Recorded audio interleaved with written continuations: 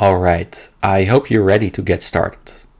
We will start with a blank Laravel project, so head to laravel.com and click on Get Started, which will take you to the installation instructions.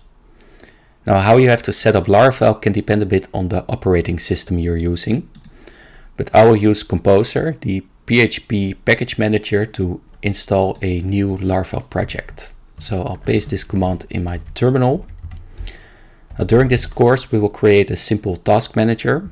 So the name I will give my project will be simply task manager, and run the command, which installs all the required packages for the Laravel project. Now let's head into this directory. Now, besides Laravel, I will also install another package, Laravel IDE helper, which makes sure that auto-completion properly works in the editor that I'll use, which is gonna be Visual Studio Code. So let's install that and open up my editor.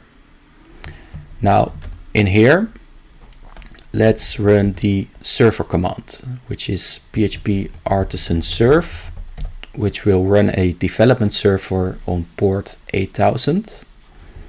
So let's head back to the browser and go to localhost.8000, and you will see the intro page from the Laravel application.